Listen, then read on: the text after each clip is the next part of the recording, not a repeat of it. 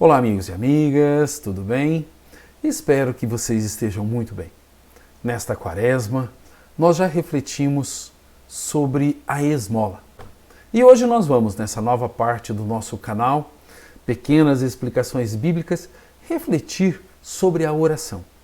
Como que os judeus rezavam, o que Jesus propõe e qual é o objetivo da oração.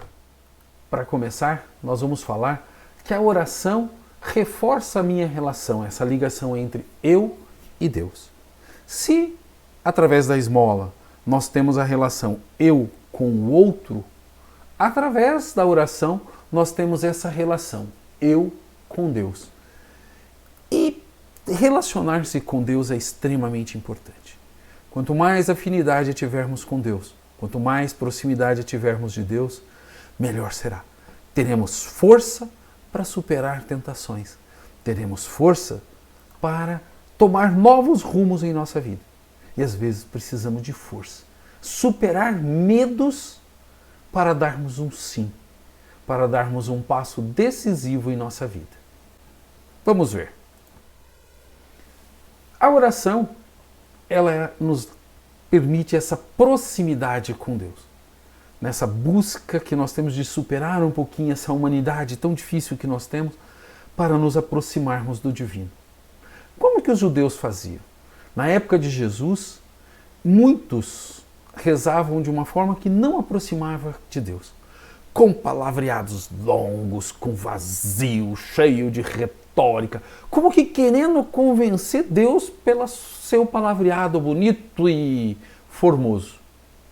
Normalmente, eles buscavam lugares públicos para fazer isso. E ficavam horas recitando e falando e Jesus até vai criticar, né? Pai, eu te agradeço porque eu não sou como aquele pecador, eu não sou como aquele... Tá? Se auto-vangloriando diante de Deus. Como se Deus não nos conhecesse, né? Ele conhece, Ele sabe do que nós precisamos. Então, Jesus vai falar no capítulo 6 de Mateus, no versículo 6, entre no isolamento do seu quarto, no acolhimento, sabe, longe das pessoas, num lugar silencioso. Não precisa repetir muitas palavras, sabe, repetições vãs com palavreado excessivo. No versículo 9 ele começa a nos ensinar o Pai Nosso. Pai nosso que estais no céu. Não é Pai meu, é nosso. E lá no versículo 14 ele reforça que aquilo que nós fizermos para os outros é aquilo que nós vamos ter. Pois se perdoarmos, seremos perdoados. E hoje? Bom, hoje nós temos outro jeito de rezar. Nós temos as orações coletivas, nós temos as orações individuais. Coletiva, como a missa, o terço e tantas outras. E as orações individuais, que são muito importantes, tanto quanto as coletivas. Nós temos orações prontas. Nós temos manuais de oração. Tem gente que ao rezar apenas pede. Só pede, pede, pede, pede. E não deixa de pedir. Continua pedindo. Como se Deus fosse um supermercado. Alguns chegam até a pedir para ganhar sozinho na Mega Sena. Olha que egoísmo. Nem para dividir, não. Eu quero ganhar sozinho. E vamos lembrar, Deus... Ele só faz aquilo que é bom pra gente. Se você ganhar sozinho na Mega Sena, você vai se tornar uma pessoa melhor? Talvez se torne rico, muito rica. Mas, de repente, não vai se tornar uma pessoa melhor. Então Deus não tem nenhuma obrigação de atendê-lo nesse pedido. Ah, mas e as orações repetitivas, diácono? Bom, as orações repetitivas são importantes, gente. Quando você vai na academia, o professor, a professora da academia, não passa para você fazer 5 séries de 10 exercícios de um para fortalecer e assim por diante? Mesma coisa. O terço, por exemplo, é uma oração de fortalecimento. E se estivermos fracos, vamos ceder, vamos cair em tentação. Se estivermos fortes, não vamos ceder. Então, algumas orações de repetição são muito importantes, mas muito mesmo. Já em outros momentos, nós precisamos apenas cultivar o silêncio diante de Deus, como que deixando Ele falar. Na história de Noé, ele não fala uma única palavra.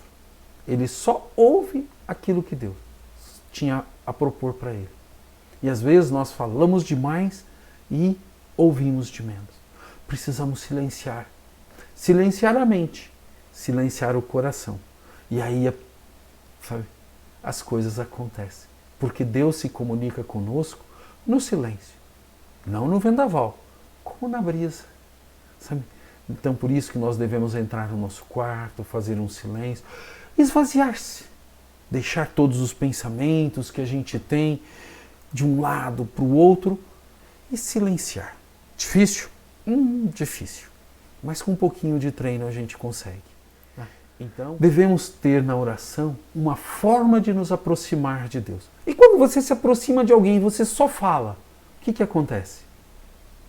A outra pessoa só ouve, não existe com Deus a mesma coisa. Nós precisamos falar um pouquinho e ouvir muito. Falar um pouquinho, uma boca, e ouvir muito, 2 ouvidos. E aí nós vamos começar a entender o que está de errado na nossa vida. E vamos começar a ganhar forças para superar isso. E somente com a graça de Deus nós vamos superar os desafios impostos pela sociedade de consumo. E vamos nos tornar pessoas melhores.